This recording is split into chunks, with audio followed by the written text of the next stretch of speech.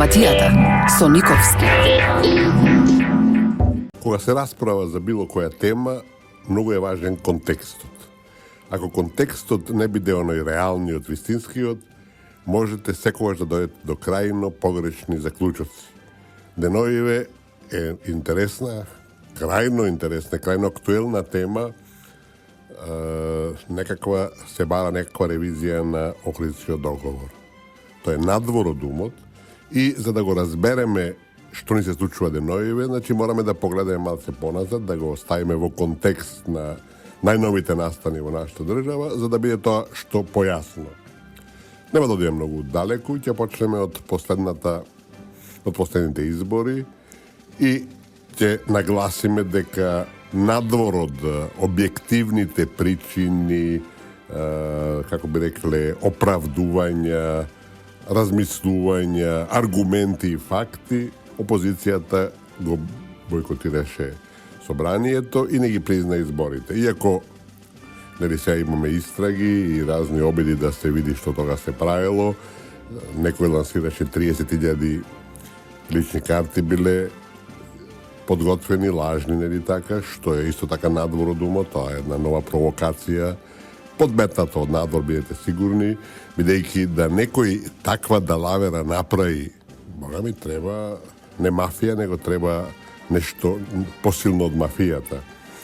Ние сме рекли ќе повториме во сите наши избори имало и манипулации, злоупотреби, ситни или покрупни, меѓутоа сите тие воци не биле маргинални и главно не придонесувале, не одлучувале кој ќе победи. Меѓутоа велам, сега некој покажа ги најде одеднаш ги собра 100 лажни лични карти. Мислам, кој е тој? Тука некој наш домашен, некој ги не така ги стокмил, ако ги стокмил, како ги поделил прво, па гласале со нив, па после се вратиле. Деноје вчера имаше нели така информација дека МВР утврдило дека не биле користени во гласањето, значи не ги имало тие лица на избирачките спискови. Ако е тоа точно, а треба да веруваме барем во нешто, тогаш покажува дека ова е една изфабрикувана афера, какви биете сигурно ќе имаме многу повеќе во деновите кои доаѓаат.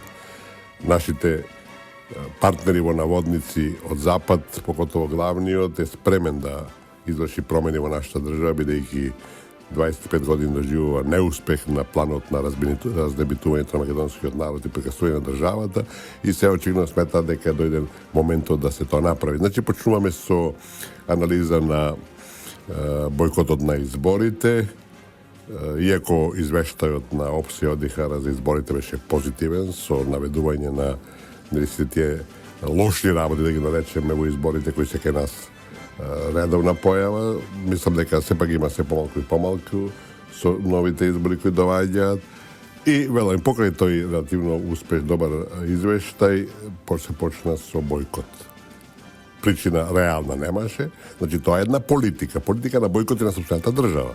На Запад сме го рекли да повториме, бојкот на парламентот не постои како политика и како пракса, бидејќи било кој да се реши на таков чекор, ќе доживее тотален неуспех, ќе биде избричен од политичката слика на земјата и ќе заврши својата епопеја. Меѓутоа, кај нас не е така.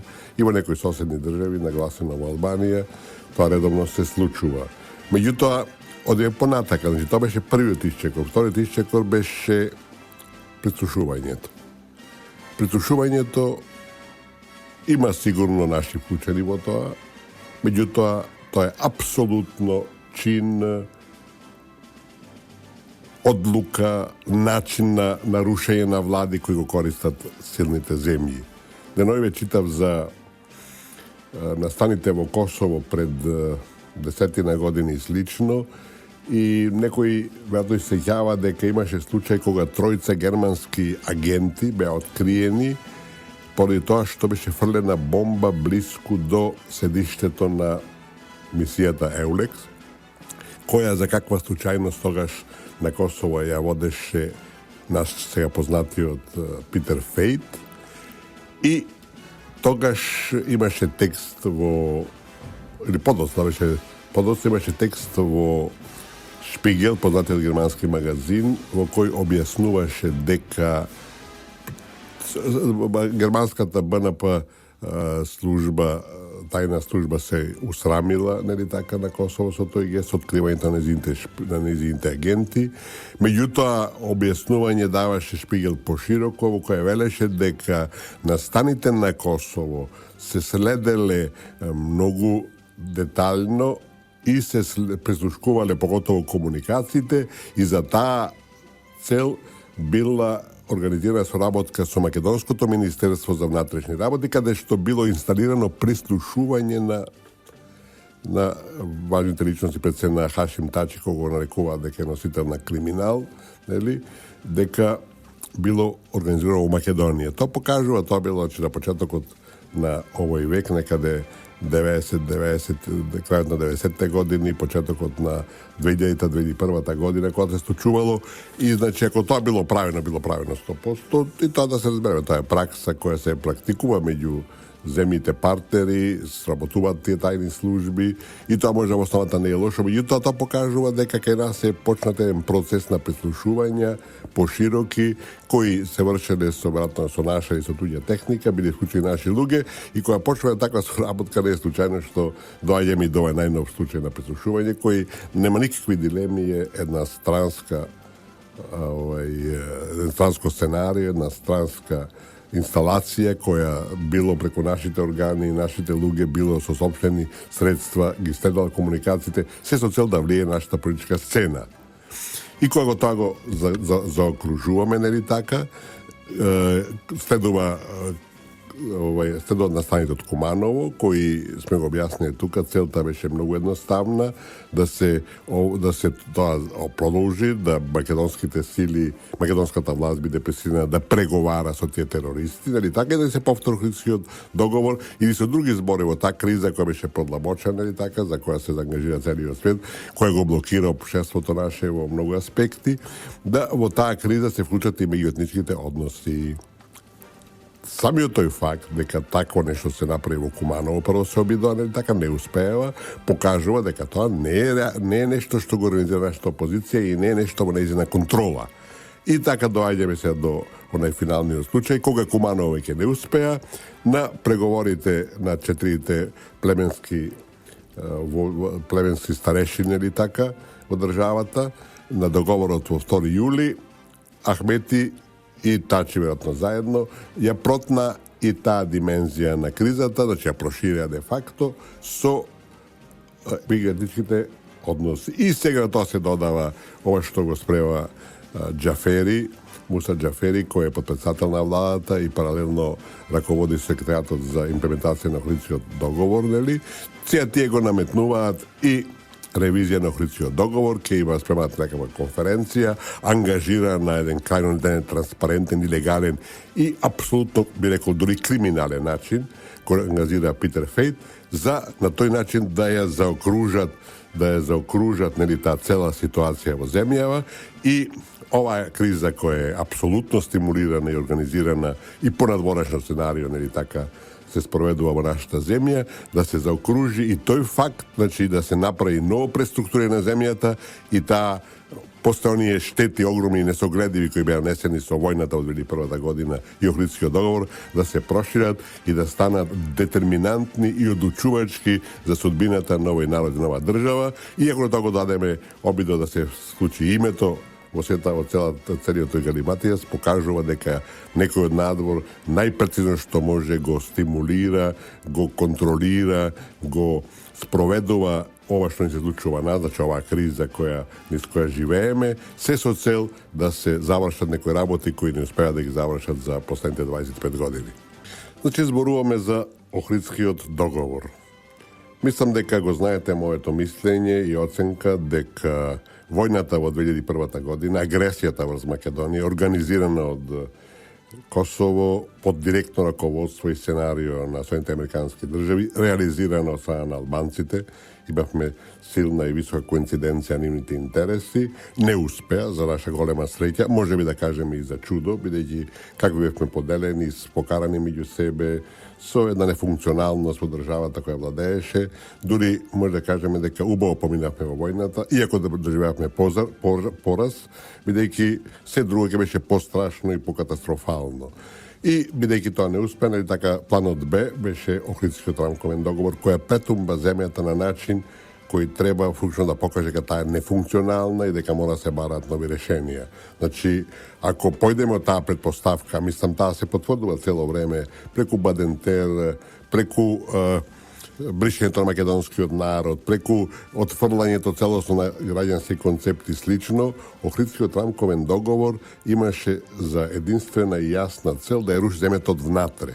И тоа не се случува. Ево веќе колку 14 години се бара консензуален председател, сега се бара ревизија на Охридскиот рамковен договор, се во таа ревизија која е направена на нелегален начин тоа анализа како ја нарекуваат, де факто се бара конфедерализација на земјата и слично, што се работи антиуставни и кои се во основата че криминални и низ цел свет тоа се казнува. Меѓутоа, има се нешто интересно. Тоа, мислам, е јасно секој што го наблюдува објективно тој процес и тој Охридски рамковен договор, дека неговата важност заврши со моментот на имплементацијата на сите оние услови тамо кои беа наредени во уставот на државата и во законите. Значи, Охридскиот рамковен договор е мировен договор, а мировните договори не трпат ревизија. Некој прашал и барал да го ревидира Букурештскиот мир со кој е распадчена Македонија, или Версајскиот мир, или било кој друг таков мировен договор, не. Значи, сега важно е, интересно е што дури и лидерот на ДУИ деноиве во рамките на акцијата која води Муса Џафери за ревизија на Охридскиот договор и негова анализа, така и препораки кои би требало да бидат обврзувачки за сите, лидерот на ДУИ изјави дека тоа е мировен договор, дека ова што следи е логично, во интерес во духот и така натака и така натака. Тоа апсолутно нема никаква врска. Освен тоа што вика дека е мировен договор, а со тоа ја затвора самата тема. Ако е мировен договор, нема ревизија. Мислам дека се направени сериозни грешки од наша страна, кога прво од самиот почеток во самото подготвување на Охридскиот договор, ние бевме сами со некои наши колеги тука и личности кои смета дека се знаа, да не ги спомнуваме сега по име, додека албанската страна имаше странски советници и се разбира. И војната е добија, ние претрпеме пораз, и во Охридскиот договор ние претрпеме пораз.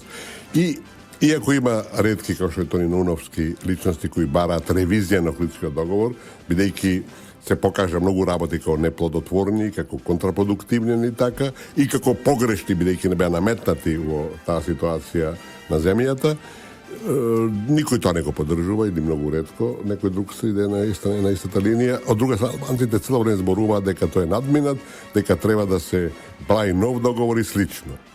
Разликата беше од самиот почеток јасна, дека албанците сметаат дека Охридскиот договор е само почеток на нивните нови барања, од кои еден огромен дел се неприфатливи и нефункционални и некоректни и безоснован или така.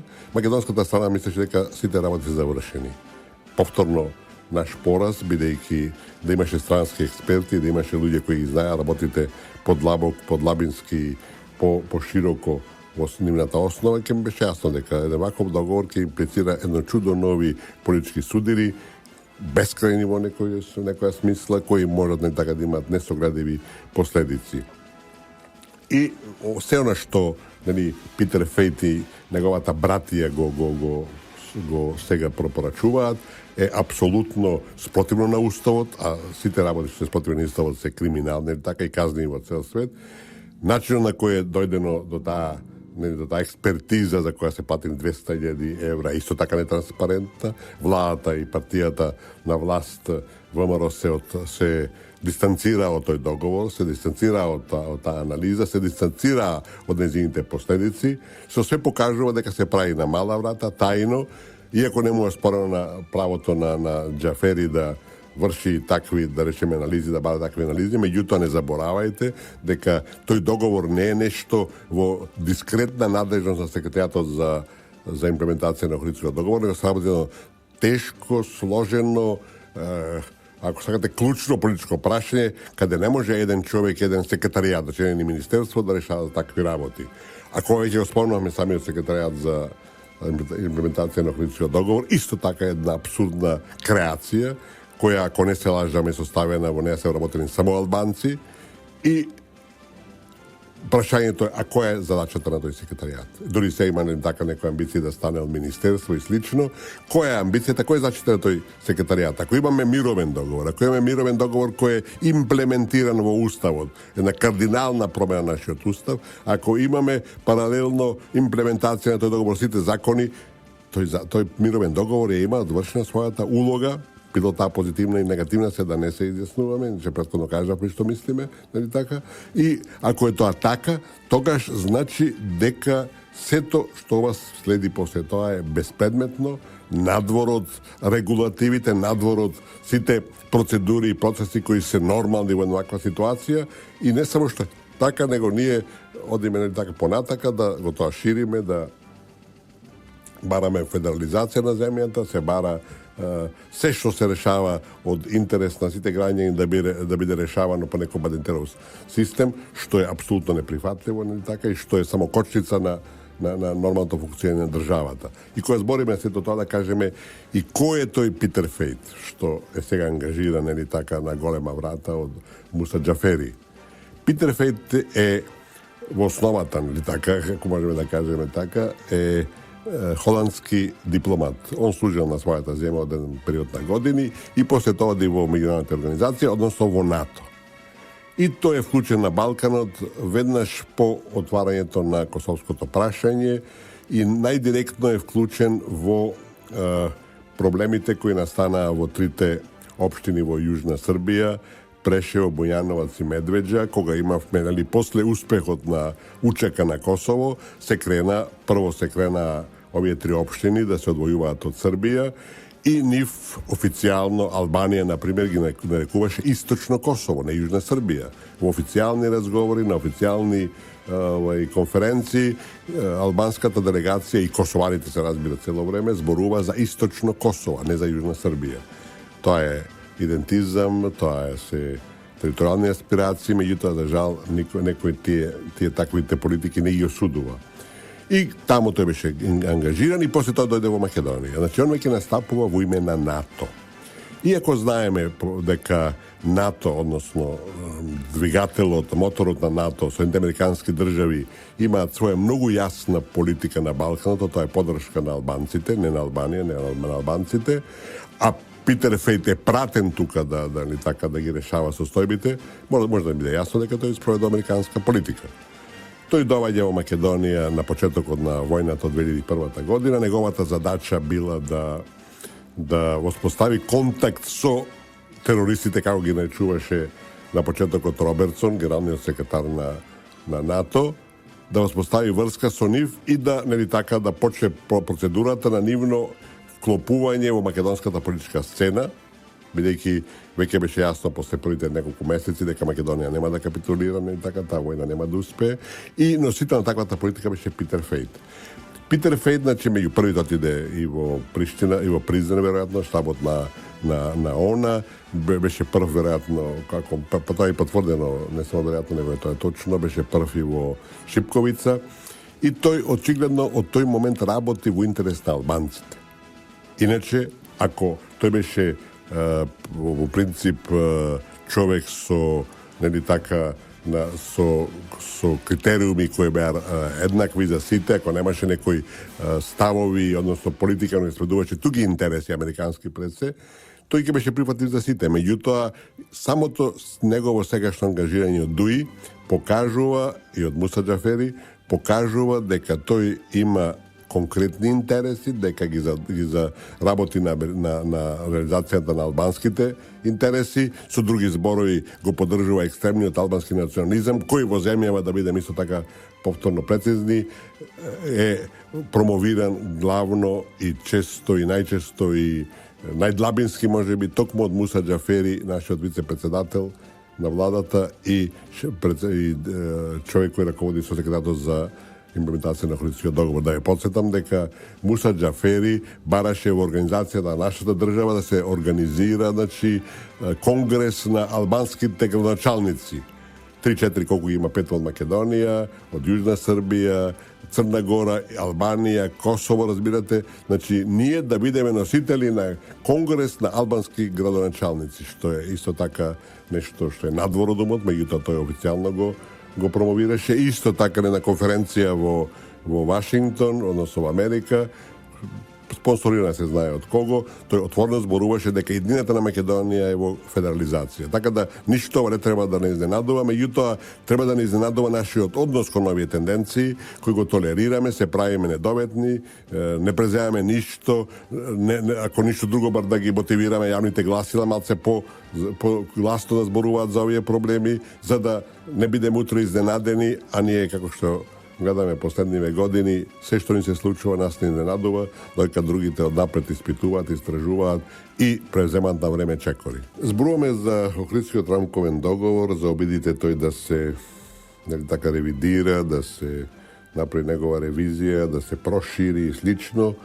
И мислам дека тој процес кој трае веќе 14 години по војната во 2001 година е во голема мерка надвор од нашата контрола. Може да се констатира дека никој не се занимава со тие теми кај нас. Не сме видели ни една постручна анализа на проблемите кои пролегуваат од тој рамковен договор, праксата која е после тоа спроведувана и да не зборуваме дека се многу ретки и барањата да се врши некоја ревизија од македонска гледна точка во надминување, односно промена на тие сите елементи од тој договор кои се покажа како нефункционални, како пречка за нормалниот развој на државата. Рековме дека другата страна имаме сосема спротивно, дека постојано се игнорира и сме зборували исто така дека овој рамковен договор е тема на НАТО, на ЕУ, на сите албански политичари од Албанија кога разговараат со нашата земја, на косоварите, на ОПСЕ и на слично, само како некоја песма на памет научена повторуваат рамковниот договор, а ние немаме никаков став околу тоа и не треба на сите да им кажуваме кои ќе го спомнат тоа дека тоа е завршена работа. Дека тој е преточен во уставот и законите и веќе нема рамковен договор. Тој рамковен договор е потрошен, станува дел од историјата со сите негови позитивни, а имаше позитивни аспекти секако и негативни.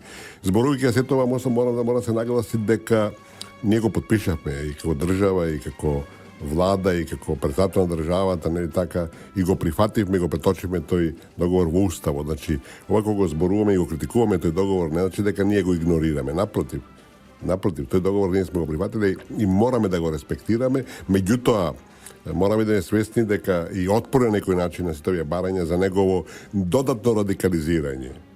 Тоа е неприфатливо и тоа мора да се каже јавно, јасно и гласно. Имаме многу елементи кои покажуваат дека една албанизацијата на нашата земја е процес кој е скоро неконтролиран, процес кој е напреднат и без никаква соодветна реакција. Ево ќе го елаборираме тоа со конкретни факти. Ние имавме административна поделба на земјата која беше катастрофална затоа што водеше во албанизација на Струга, на Кичево, Тетово добар дел, двојазичност на Скопје и со многу што на Македонија, нели? И во таа ситуација, за да помине таа нова административна поделба на земјата, во предвечерието, кога требаше да има референдум да се спречи истата, Америка ни го призна уставното име и тоа беше начинот како да се бойкотира референдумот и да се возможи таа албанизација на земјата. Тоа е како во шахот, жртвувате пион за да добиете, да матирате или да добиете фигура. Точно тоа не се случи нам и да бидеме јасни, Америка после тоа недвосмислено кажува дека ќе биде првата која ќе го прифати договорот, не дај Боже кој ќе го прифатиме, кој може да биде само капитулантски со Грција околу нашето ново име, со тоа нивното признавање на уставното име кое е делумно од 2004 година ќе оде во историјата, а албанизираните дел ќе се останат за трајно, како нешто трајно. Имаме други елементи кои зборуваат за албанизација на земјата. Например, забележувате веројатно, министрите во владата кога настапуваат во име во владата, значи албанските министри, албанците односно како министри, тие зборуваат на албански јазик. Со други зборови тие покажуваат дека официјален, односно службен спрема уставот јазик во државата е албанскиот. Не може представник на владата зборува во име на владата на албански јазик. Обовезен државен јазик и е службен јазик во државата е македонскиот. Тие имаат и меморандуми добари од нив на албански јазик, што е апсолутно надвори од уставот, надвори од праксата и од се. Во Охридскиот договор такво нешто немаше, те можеше да има. Истото се однесуваше и на сите председавачи на комисиите во собранието. Ако е албанец по националност, председател на комисијата, он ги има сите права како граѓанин да го користи албанскиот јазик, на спрема законите и регулативите. Меѓутоа, ако настапува име на комисијата на собранието, тоа е државна функција. Државен јазик е македонскиот. И те мора да го користат. Меѓутоа, прво беше, ако не се лажам, Теута Арифи, таа го игнорираше, нападно, агресивно, нашите толерира, следеа други, нашите толерира, сега министри на владата го прават истото, нашите толерираат и знаете, кој ќе се постигне на пракса, назад нема. Тоа е факт. И земете го пример случајот со Стручките вечери на поезијата. Тамошниот градоначалник, кој е еден екстремист, нали така, тој бара, инсистира на Стручките вечери се користи албанскиот јазик. Во уставот јасно вели за службена употреба во земјата и за целокупната комуникација на земјата со странство се користи и задолжително на македонскиот јазик. Струшките вечери на поезијата се наша комуникација со светот. Таму учествуваат поети, писатели, критичари и што ти не друго од 50 на земји. Не може таму да биде албанскиот јазик исто така присутен, бидејќи се одржувало во Струга. А што ако во Струга се одржи некоја конференција на НАТО? Пак ќе зборуваат и албански јазик ќе биде официјален јазик на конференцијата, не може да биде тоа. Велам, тоа се ситници, ќе речете во наводници, ќе речете, а тоа е во наводници, кои не се ситници. Тоа се работи кои покажуваат во кој правец оди државата и велам, сите тие достигнувања се неповратни. Рекле дека стекнатите права најтешко се одземаат, бидејќи постои нека навика и слично, и одма тоа крева набој, крева отпор и тоа најчесто не може да помине. Се тоа, некој ќе рече пак ситници, меѓутоа тоа се напротив, работи со кои ние се соочуваме и кои утре заутре ќе мораме да ги прифатиме и проголтаме. Тако беше случајот и со Тетовскиот така наречен на времето универзитет, кога имаше нели така и мртви, за жал и за голема несреќа, кога албанците инсистираа на тој универзитет и тоа не беше во никој случај образовно и некако социјално прашање, туку тоа беше политичко прашање, тоа беше наметнување на албанскиот јазик како нешто реално во државата на еден средиски начин, меѓутоа го признавме и дипломите, го признавме и универзитетот и слично. Така да тие се работи кои бодат очи, меѓутоа работи кои ние на еден и на друг начин ги прескокнуваме, ги игнорираме и после ќе се враќаат како бумеранг. Затоа после ќе ни бараат и консензуален председател, ќе бараат нели така албанците и конфедерација и слично. Или имаме сопрекрстувањето на школите, на училиштата во Бутел, Дивочаир, пардон. Тие ги прекрсти училиштата, се крена малце врева, се смири и тие си го направија своето преку ноќ на еден и друг начин. Исто така и со знамињата кои беа поставувани во зајас и слично на 20-30 метри, а према законот за знамиња јасно се вели дека знамињата албанското знаме мора да биде покрај македонското. Никаде ги нема немите манифестации македонските знамиња. Друго, дека македонското знаме е со поголеми димензии, албанското е со помали димензии. И тоа се игнорира, разбирате, а да не зборува поставување знамења на 30-метарски јарболи. Јарболите значат и поставувањето такви знамења значат само единствено означување на територија. И кој ќе ставите ви албанско знаме, а сите знаеме дека албанското знамето кој користи нашата албанска заедница во земјата е на албанската држава, што е недопустиво, што е историска грешка на нашата земја. Значи, со други зборови, он го означува територијата како туѓа, како не македонска. Тоа ќе речете пак се работи кои ајде од некако за некаков мир во куќата ќе ги толерираме, меѓутоа не. Тоа се сериозни грешки за кои пред се одговара владата, меѓутоа не заборавајте дека и на владата и се врзани раце, бидејќи за ништо што е неприфатливо, да речеме, или што е на агендата на албанците, нашата опозиција не се изјаснува.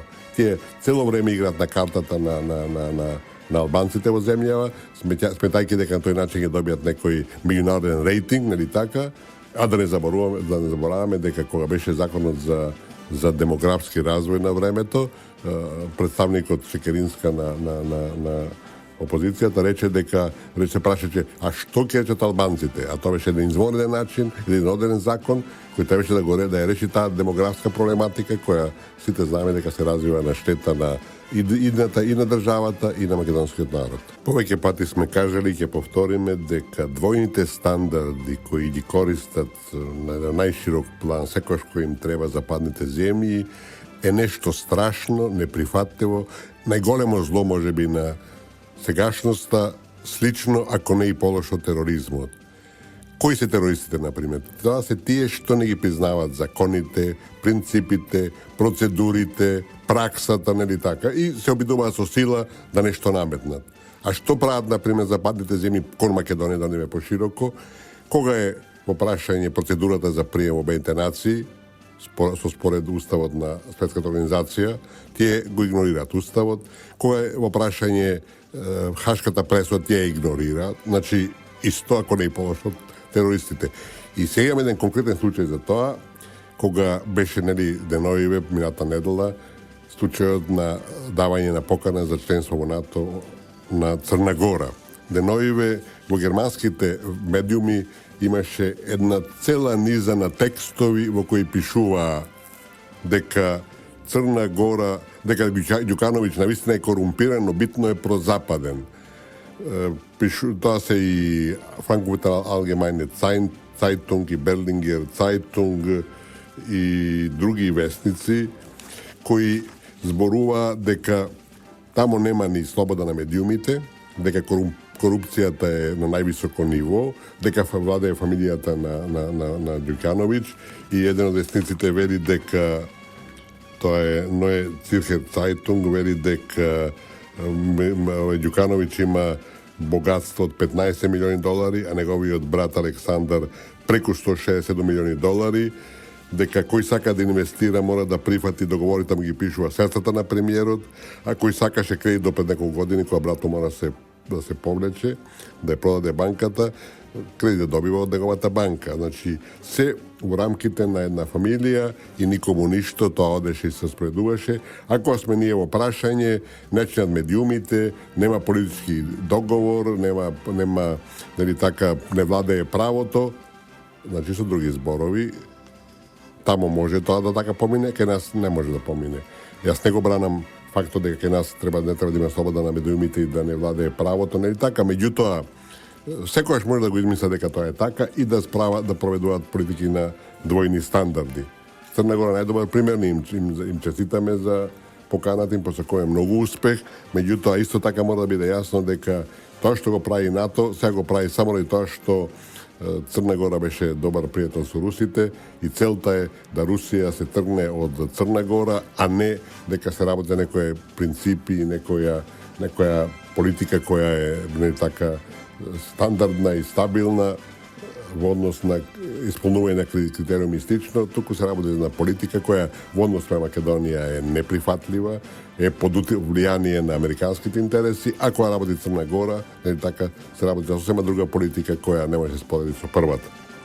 Ова беше за денеска, почитувани. Само да спомнеме уште она што ни е стандардно, а тоа е купувајте, подсетувајте да се купуваат македонски производи. И да бидеме јасни, основниот патриотизам на секој од нас се очитува на касата која ќе плаќате за тоа што се окупиле. Ќе купите домашни производи кои ги има и кои се на релативно добро квалитетно ниво, или ќе купувате туѓи производи затоа што ви импонираат. Ние познате во историјата дека се туѓо ни импонира и дека сме спремни да му се восхитуваме на туѓото, а да го поценуваме сопственото. Меѓутоа, патриотизмот, да повториме, се покажува на касата, кој ќе плаќате да парите останат во државата, а не да надвор од неа. Само така ќе имаме работување и само така ќе развиваме нашата земја. И, по обичајот, една мудрост. Една, не се знае кој ја кажал, една убава мудрост веди: не чекај перфектен момент за нешто да направиш, Iskoristi го моментот што го имаш, за да го направиш моментот перфектен. Значи, мислам една порака која важи за секоја ситуација, за секој од нас, и за државата, и за институциите, и за поединецот. А народ би рекол, турне ме да кинисам. Додека чекаш некој те турне, ќе губиш време, ќе слајфуваш во место и ништо не можеш да постигнеш. Значи, пораката и поуката е, од нас зависи многу, ако не и се. Ако сме спремни да се бориме и да го бараме тоа што сметаме дека ни припаѓа и да го постигнеме, ако се посветиме целосно и вклучиме сите наши расположиви сили и капацитети, ќе успееме. Ако не се однесуваме така, секојаш некој друг ќе не биде виновен, секојаш ќе го одлагаме моментот на одлуката и ништо нема да постигнеме или многу малку. Тоа важи за државата, важи во врска со името на државата и слично. Тоа беше за денеска, почитувани. Ова беше емисијата за дипломатијата со Никовски. Благодарам за вашето внимание. Трговско радиодифузно друштво, Радио Слободна Македонија. Уредник и водител на емисијата Ристо Никовски. Датум на продукција 10 декември 2015 година. За дипломатијата со Никовски.